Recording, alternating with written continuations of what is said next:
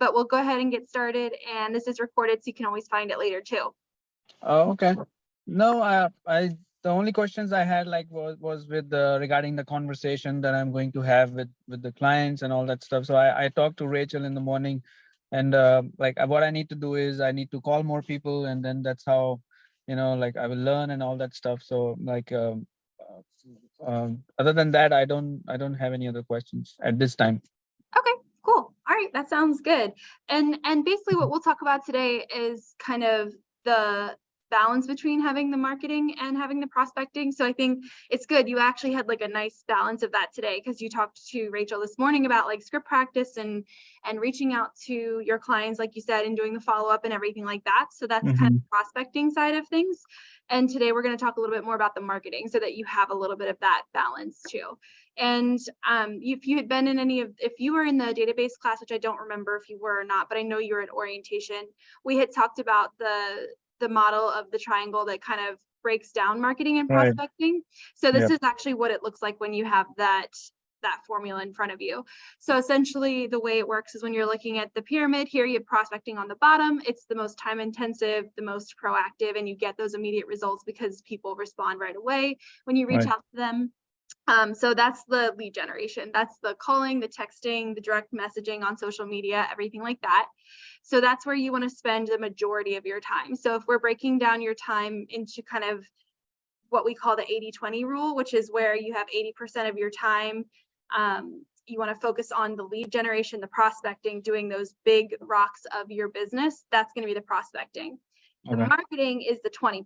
So that part of it that you spend some time on it, but it's not going to be overwhelming your day. You can't spend all your time on marketing because it won't get you to the results that you need as quickly. It's more like the cherry on top when you're doing your business.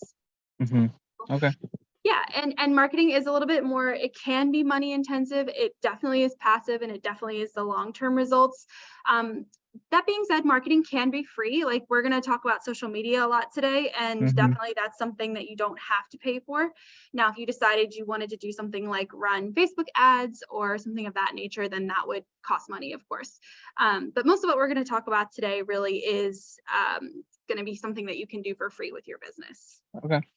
So with marketing, do you also recommend sending out like direct mail or postcards or something like that? Yeah, so actually what we have here is kind of, it breaks down what's within the prospecting and the marketing, and definitely you can do things like if you're looking in that far right column here, you have the direct mail. So definitely postcards. You could do like if you're doing door knocking and you're going out and actually knocking on the client's doors and passing out like little door hangers, or if you want to give out pop by things, pop buys could be anything from like calendars. It could be that you're going to give them like a little pumpkin if it's right next to Halloween or something like that. So getting creative with what those pop by items could be. But yeah, so this kind of breaks down the different activities that you can do to reach out to your clients. So if you're looking at the prospecting side, obviously the phone is the first one. Reaching out to FSBOs or for sale by owners, which is going to be huge.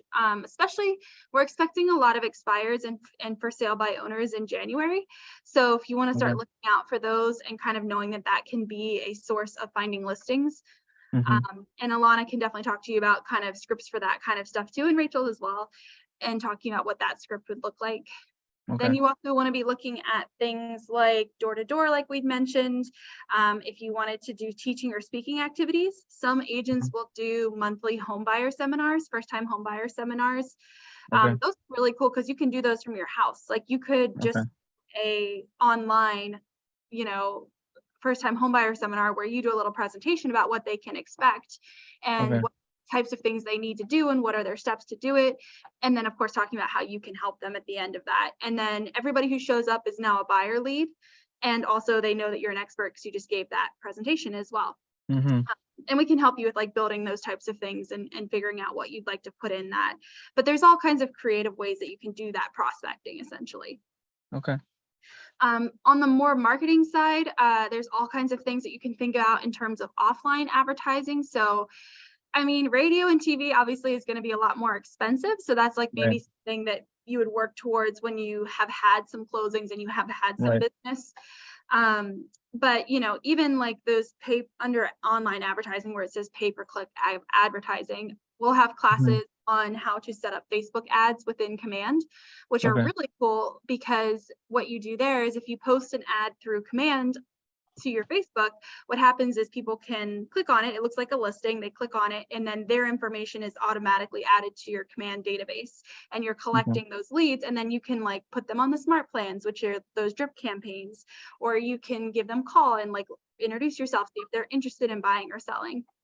So yeah, there's all kinds of ways you can go. You can see social media is also here under online advertising, and that's where we're going to spend most of today to kind of give you some tips and things like that. What are the best practices there? Okay. Cool. All right. Yeah, I did make a separate Instagram page for my real estate. I didn't post anything yet, but I just made a page.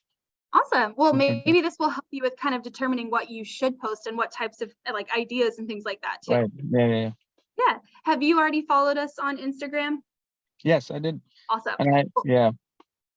Good. Did I follow you back? With my primary page as well as with my real estate page. And I also tagged KW Legacy in both the pages. So yeah, that's awesome. Yeah, sometimes when you post things on social media, if it's something that kind of makes sense, then we will reshare it as well.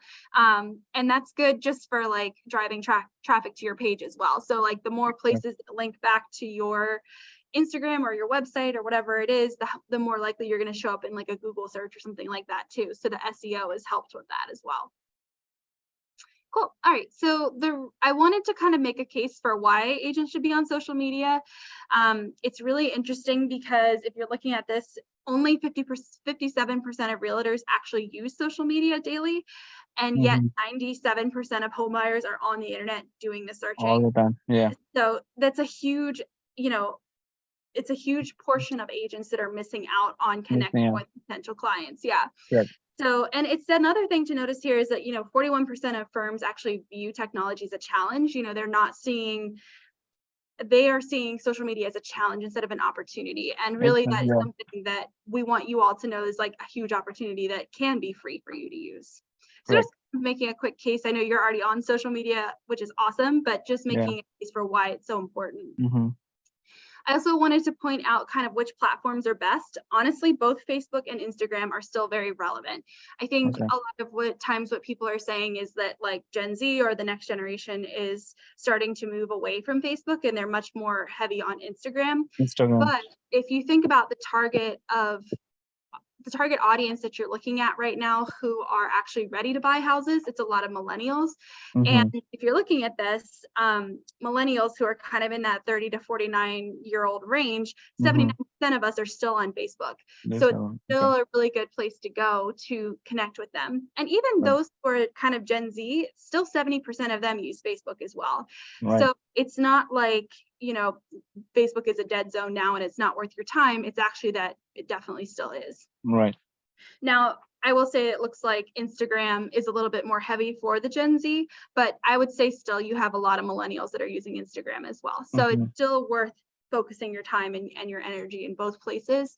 And Facebook makes it very easy to connect your Facebook with your Instagram so that you can post at the same time. And it's not like, I have to post this on Instagram and then I have to go post this on Facebook and then I have to go post this on YouTube. It's like you can do all at the same time. At the same time. Yeah, which is really helpful. Okay, so what I want to go through today is kind of what your social media strategy should be. So this is kind of an outline of what we're going to go through. So we will go through kind of when you should post, optimal times and versus off times. We'll talk about the 80-20 rule, which is a little different than what I was talking about earlier, because with regard to social media, we'll go into entertaining, educating, and encouraging, kind of the purpose of your posts. I'll give you some copywriting rules, and we'll talk a little bit about storytelling, and then we'll talk about setting goals for your social media so that all of this doesn't feel overwhelming. Cool.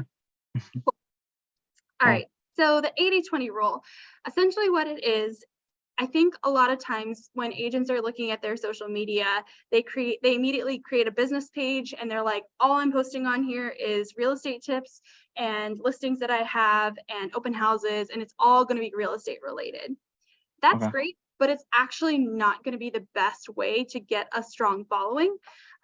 What you want is to have a page that is about 80% of your personal story. So, maybe pictures of your kids, or if you have dogs, or if you have pets, like that's something people like to see.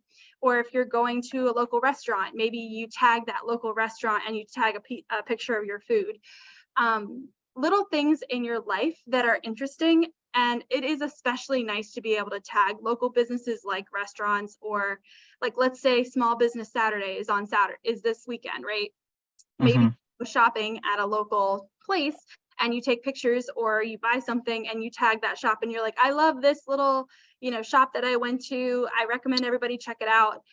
And it's cool for a couple reasons, because you're providing interesting content that's not just real estate focused. You're providing information about the place that you work. So you're showing what's in the neighborhoods if you have people who are thinking about moving to the area that you're in. And you're tagging those local businesses, which helps them, but then also they can repost it and it's going to drive more traffic to your Instagram again. Right, exactly. And then also, if they know that you're a real estate agent that supports them and they are talking to somebody else out in the public and they say they're looking for an agent, maybe now they'll recommend you. And word of mouth advertising is the most effective. It's the most cost effective, but also the most effective in getting people to work with you, because it kind of goes back to that same idea that people want to work with people that they know and like. And the next best thing is working with people that they know and like, that like other people, if that makes sense. Yeah, exactly. So that's the case for having 80% of it really be the personal life, and then about 20% of it should be business related. So that would be open houses that you have coming up, that'd be listings that you might have, or real estate tips, which we'll talk a little bit about that as well. But kind of breaking it down so that you have a mixture of that, and don't just think that you have to only be the real estate guy and nothing else. Okay. Cool.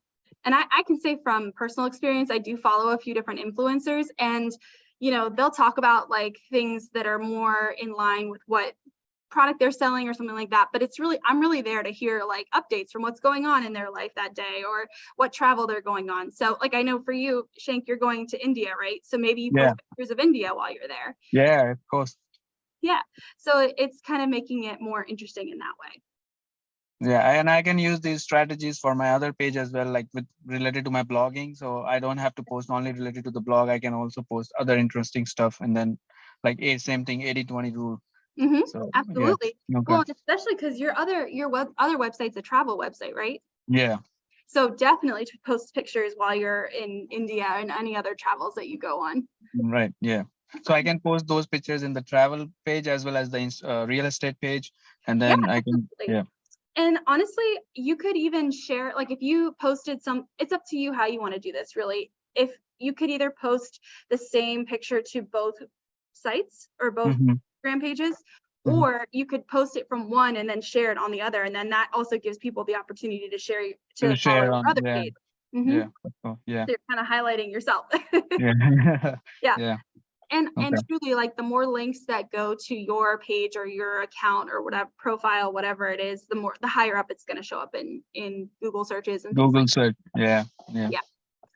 Okay, so when we're looking at things to post, there's 3 different categories that you want to be posting in. The first one is entertaining. So things that are like holiday posts, obviously making sure it's inclusive. One of the things is you don't want to like alienate your clients by forgetting this type of holiday, but always adding this type of holiday, that kind of way. Pets are great. We talked about local restaurants. If you have client events, post pictures of that. Like, let's say you really like dogs and you decide to partner with a local humane society to do a sponsor or a fundraiser for them. You want to take pictures of that to show it, tag that humane society, and then also get more tag people in it as well, because that helps with getting them to see it and get more interaction. You could also do daily hashtags. That's a really great way to kind of help you save on having to be creative every day. So think about daily hashtags like Throwback Thursday or Motivation Monday or whatever it might be. Those kind of, you can just Google those types of things like daily hashtags too. Right. Okay. So that's the one category, entertaining. The second one is educating. So you want to this is where you want to put in your real estate expertise. So you want to give buyer and seller tips. Maybe you want to do myth busting. I see that a lot with agents, which is really cool. Myth So busting? like, yeah. So like, for example, maybe a buyer thinks that they have to wait till the rates come down before they can buy a house. Well, maybe what you do is you talk about, you know, how they can refinance later. And so, you know, marry the house, not the rate, that type of thing. Yeah. I have a quote, which is my favorite related to real estate. It says that don't wait to buy real estate, buy real estate and then wait. Yeah, So, yeah. yeah. I So like that. yeah. So yeah, that could be easily a post and just make it like maybe make it a little bit pretty or something like that and then post it. Or Yeah. you could even Right. go live on your Instagram and say different things. So there's all kinds of things you can do with that. Okay. Yeah.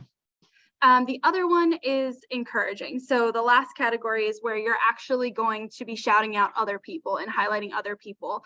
And one of the things you'll find when you come to like KW classes is we'll always ask for like, okay, what aha moments have you had? Because we want other people's voices because people are more interested in that.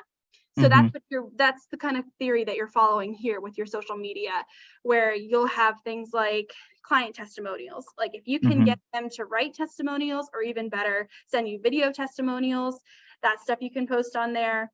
You can post different like just sold or new listings. So it's basically congratulating the clients that you've worked with or helped. And that tells a story and it's interesting. And it also shows people that you are a successful real estate agent who's helped other people already. Okay. Cool. Any questions about these three categories? No. Okay, cool. So here are some copywriting rules to keep in mind. So when you are posting, and this is really more on Facebook than on Instagram, these are the things to kind of follow as you're going through. So the first thing is when you have a title, it's no more than 5 words and you want to make it as catchy and short as possible. People have a really low attention span, especially on social media. So you want to make things as short and snappy as you can, really. Okay. The next thing is there's 6 trigger words. So using these ones that are listed here, words like you, free, because, instant, offer, and new. If you can weave those into your post, it's going to grab people's attention because, you know, they're scrolling through and if they see free or they see Free. Yeah. you know, you or because, you know, those things grab people's attention. Yeah. Okay. The other thing that I found was surprising was that we do recommend using negative or alarming language that feels like maybe not something you'd want to do. You want to stay positive and things like that. But the point is that you're grabbing their attention by saying like, don't do this if you're a homeowner or if you're renovating your house, like don't do these things. And here's what I'm going to tell you to help you so that you can do this properly. You know, that's your opportunity to grab their attention and then teach them something. Okay. Same thing with say 7 huge mistakes, 3 things to avoid. It's basically they're going to feel like if they don't read your post, they're going to miss something and they might make a mistake. Yeah, like fear of missing out. Yeah, definitely. Okay. Yeah, like don't miss this or something like that. If you don't come to this, you're going to, you know, something's going to happen. Yeah, exactly. Like must read. This is a must read. If you read one thing today, just read this. Right. Exactly. Yeah. And then, of course, avoiding politics and religion. I kind of touched a little bit on this when I said be inclusive with the holidays. You know, you don't want to just pick one that you're always adding, or, you know, there might be some meme that's like political that's really funny to you, but like it's way better just to not repost that because it's too easy to offend somebody without even realizing it. So just in everything you do publicly, know that your brand is now, you are your brand now, essentially. So you need to make sure that you keep it clean and you keep it general enough that anybody feels like they can connect with you and they won't be turned off by any viewpoints that you share. Okay. And if you do share things like that, just make sure it's private. You know, it's only a certain audience is going to see it, or but even then, you know, you have to know that like that word of mouth advertising goes both ways, right? Like if people really like you, that's great, but if people are put off by you, that also can travel quickly too. Right. Yeah. Okay, the other one is don't overuse emojis. So I think what happens when people overuse emojis is that it looks not professional. It looks a little too salesy. It looks a little bit too much. So if you're going to use an emoji, just use 1 or 2 in your post. It does grab attention, but if it's too much, it just feels like it doesn't feel professional, in my opinion. So Just be careful of overusing emojis. And then use humor when possible, but be careful with it. Again, avoid the politics and the religion, avoid offensive things. When I used to work in college admissions, I used to give tips on like writing your admissions essay, right? And I would say, I would say, be funny if you're funny. You don't want to go for the shock factor. You don't want to offend anybody. You don't know who's seeing your stuff. And it's the same thing with social media. Is just to know, like, it's so subjective. Humor is. Right. Like it shouldn't look like it's forced. You're trying to be funny. Like it just should feel like it's natural. Yeah. Right. Exactly. All right. And then the last thing on this for the copywriting rules is share stories, not facts. So what I would say with this is, like, if you wanted to share like how quickly you got a house on the market and sold it, and it was like sold for much higher than asking price and all this stuff, instead of just saying like statistics, instead you want to tell a story. You want to talk about like the seller and how you worked with them and what it looked like and how you negotiated. Like, tell that story, because that's what people are on social media for, is to see what other people are doing and learn about them. And it's not necessarily like I went here just to get a whole bunch of statistics, basically. Okay. So what I want, kind of going off of the stories, what do you think, like what type of stories do you think you could tell on your social media? Like I can tell this my own story, like how I got into real estate, and like when I bought my house, how was the process? Like I was also kind of scared at first, but then like the more you learn about it, the more comfortable you get. And then like how I decided to become an agent myself, like what was the thinking behind it, and like my other friends who have got who've got a house for themselves, and like what was the process like that and all that stuff. Yeah, I love that. And maybe what you would want to do also with that is talking about how your real estate agent helped you or how their real estate agents helped them. Because I do think that there is this perception that all real estate agents do is open and close doors for people. And in reality, your real estate agent is doing the offer for you. They're doing the negotiation. They are pricing it for you. They're helping you find that place. And so while you're telling that story, you're weaving in the value that agents provide. Right. So that they're like, oh, I actually do want a real estate agent. I don't want to try to do this on my own, because there's this whole level of expertise and industry knowledge that I don't have. And if I don't have that, it's not going to go as smoothly as if I had an agent helping. Exactly. Yeah. Yeah, definitely. Okay, cool. So that kind of goes with that don't show, don't tell, give them the details without just telling them. Right. So one more thing about storytelling is that these are like the 3 things that you'll want to weave in, like I mentioned. So, I mean, of course, when it makes sense, not every time are you going to say the time it took to sell the house, because if it took a really long time to sell the house, you're not going to Right. But if it sold very quickly in this shifting market, then that's something you definitely want to talk about, is that like, that was something that was a big part of the story. Or money, like if it sold for above asking price, or if you got your buyers sellers help or extra, a lower price, those are all value that you provided. So you want to weave it into the story. Okay. And then of course offers beat, like if you're working with a buyer, you want to talk about like, oh, I did this to negotiate so that my buyers were put in the right place to get their offer accepted. Okay. Yeah, so just a couple things to think about with your storytelling. Any questions so far? No, it's cool. It's good stuff. Cool. Awesome. All right. So the last thing, I think this is the last thing I wanted to go into, is setting goals, because this can feel like a lot. And like we talked about at the beginning, lead generation and prospecting is still the core of your business. So that is where you want to spend 80% of your time, is prospecting and reaching out and things like that. That being said, marketing is still important. Building your social media profile and all that is still important, because it's going to get you, like when you're not working, it's going to work for you. So that's that passive aspect that we still want going in your business. Okay. So what I recommend is setting a goal for yourself. I would say, like if you do a 411 that we had talked about, have you started a 411 or have you heard of that yet? I think you mentioned in that orientation class, but I haven't started anything like that yet. Okay. Yeah. So basically, for people who are watching this later, the 411 is broken down from 4 weeks, 1 month, 1 year, and you set your yearly goals, you break that down into each month, and then you break that down into each week. So I would recommend getting your 411 for the week and saying, okay, I want to post 1 to 3 times this week on social media. And once you have that goal, you can start building a habit, because I think a lot of people are like, oh my gosh, I have to post every single day. That's the only way I'm going to stay at the top of people's feed. It's the only way I'm going to rack up a bunch of followers. And that is just overwhelming when you're first getting started. So setting a goal 1 to 3 times per week, maybe it's a post, maybe you go live, maybe you post some stories. Those are all really great ways to do it. Okay. And just to know that you're starting small and you're working your way up to building that habit, essentially. Right.